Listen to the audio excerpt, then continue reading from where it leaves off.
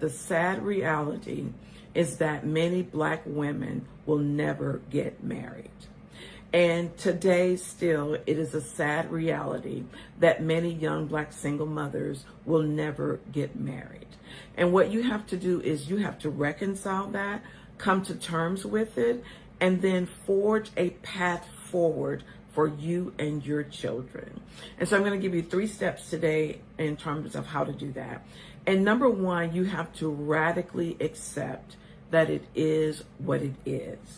And radical acceptance is a coping skill that's used in recovery, and it's used for someone who is emotionally suffering. It's used to ease that emotional pain and suffering.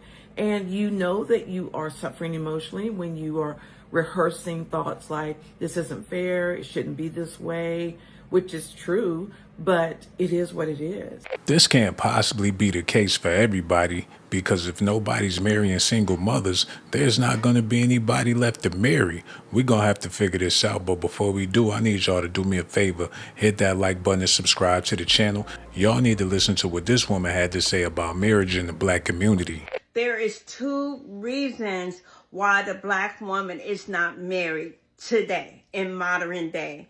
One reason is because supposedly we always pick the wrong guy. Second is because we are surrounded by people who are very negative, full of drama, and it's just things happening all the time. Let me talk about the bad boys. I can say I was one of those females that liked bad boys once upon a time. Let me tell you why. Because bad boys live life on the edge. You know what I mean? They're not really stable, but they're entertaining. They're funny. And they just, they show you a side of the world like, where you could be free and, just live life and don't have a care in the world. But then they do a lot of careless stuff, you know what I mean? Which, they end up in jail or dead, you know what I mean? And so living life on the edge, there's consequences to it, right? Then you got that man that you found, right? That, oh my God, you love him and you want to introduce him to all your friends and family. So he eventually comes around in your friends and family, and all he hears is them talking negative about your mama, your grandmother, your friend, your sister, you know what I mean? And he noticed the conversations that, these people are having with you. It's nothing positive about the conversations. All they talking about is a whole bunch of negative stuff. They are judging a person by what they see without really getting to know them, And men don't want to be intertwined with that. That's a whole bunch of mess, You're supposed to be his piece. But if he marries you, right, and he see who you are influenced by, you know what I mean? That won't be a good thing, because that's going to affect you and his relationship. So sometimes men fall back, right, on the Black woman because of who they surround themselves with and who they're being influenced by. Ladies, I'm going to say this, I'm not sure if the statistics is right, if research is right, but if that's the case, we do need to do better, you know what I mean? And sometimes you got to leave your friends alone, your family alone, because once you get with that man and you decide to marry him, it's all about you and him. Your friends, family don't have nothing to do with it. So I think it all boils down to people not wanting to see you happy. And in order to maintain relationships with those people, you pretty much gonna have to stay sad. Like they say, misery loves company. It's one thing to be a single mother, but I would imagine it's a whole nother thing to be a part of a group of single mothers. I'ma just say this. If you are a childless woman and you decide to lay on your back and have your first child by a man who already have kids, and you are fully aware that that man's baby mother is bitter, because that's what we always want to continue to conclude to any woman who is on the ass of her baby daddy to being bitter. Whatever happens in that situation is primarily your fault.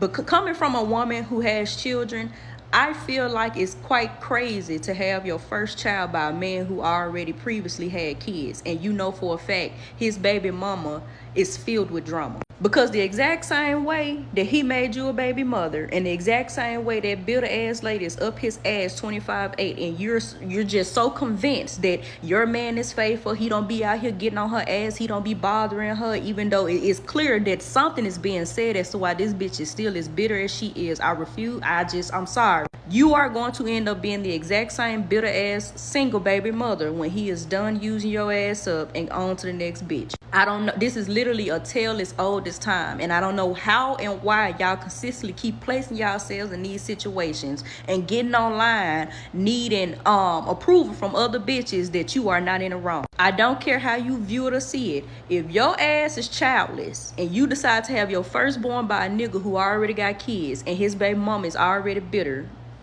in your eyes, I just want you to know that a woman is not bitter for no fucking reason. You may have that small select few bitches out there who really do be cuckoo for Cocoa Puffs, but in general, all these women are not just no bitter ass baby mama, and your baby dad is just cool, calm, and faithful and loyal to you.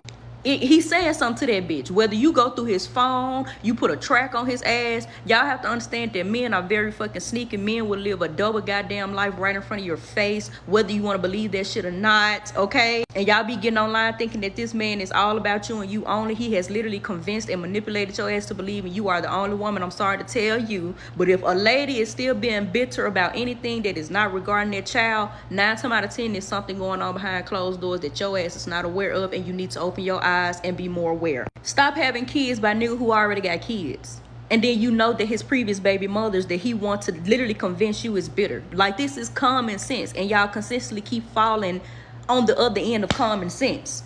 And I can't find my tripod. I don't know where it went. I think it's in my mom's car, so y'all get Jayla here.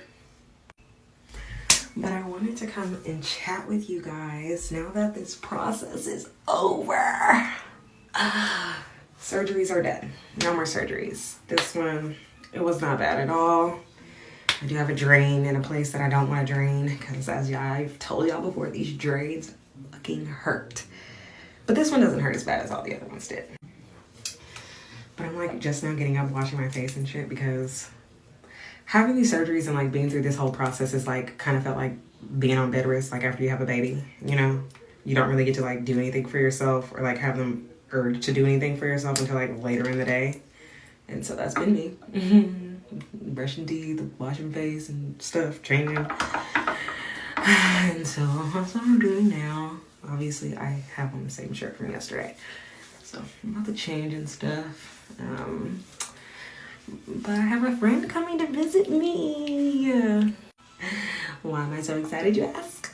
Well, out of the 2.5 almost months that I've been going through this process, I've only had one friend come and visit me. Granted, I was telling people not to come visit me left or right because I was very, very far. But there were some days when I was sad and I was lonely and I was like, damn, don't nobody want to come and visit me. And you know, it kind of got to me a little bit, but I understood. So I wasn't tripping that much. But my homie, my bestie boo, one of my friends is coming to see me. So I'm like all excited and stuff. My mommy was calling me. But yeah, I get excited when friends come to see me. So like I'm up and I'm like, I have things to do. I've been bored lately. I haven't really been able to do anything. But I also wanted to talk about like another thing that I've been feeling about going into 2026. Normally every year this time comes around and I'm like uber stressed. You know, like I'll be stressed from October to December, to be honest. Trying to figure out like, oh shit, Ariel's birthday's coming up. And then I'll be like, I haven't done anything all year. I have nothing to show for myself. But this year, it feels a lot differently. And so like, that was kind of my thing. I wanted to just like get on here and talk about like, just keep going. Just keep manifesting, keep dreaming, keep wanting to make the changes that you're wanting to make. It has taken me a really long time to like get there. and like get to this feeling of like feeling like I actually have accomplished things, and that like I'm actually stepping into the new year, not in a space of like, oh, I'm just ready for 2026 to come. I'm ready for 2025 to be over. It's really just like, I feel really good about how 2025 is ending, and I'm ready for 2026 to come, so that like I can really see this transformation like really come through. And so yeah, I got a lot of stuff working and going. Finished my first class, so like I'm super excited about school, and I got an A in my bio class. Shout out to me. And yeah, Ariel is gonna have a bomb ass Christmas and birthday. Like, I really did my big one, and I'm proud of myself because I'm not like hurting, you know, from it. Like, I'm not trying to figure out like how we're gonna make it for the next couple of weeks. Like, you know, we're good. The bills are getting paid. Christmas and birthday is gonna be tea. Can't wait to show everybody. We're actually gonna start the 9 days till 9 countdown tomorrow, where I'm gonna give her a gift every single day. So I'm super excited about that. So stay tuned for that. But yeah, just keep going, y'all. Just keep going. I know sometimes it feels like, if you feel anything like me, like shit just not happening for you, you know. We all have our time. I've gotten a lot closer to God over this time, you know, that I've been able to just kind of sit with him and sit with myself and like read my Bible and stuff, and like really get back into who I want to be, and like really manifesting this woman that I want to be moving forward. And so like things are really going good, and I'm super excited for the year and what it has to, you know, what has to come. What is to come.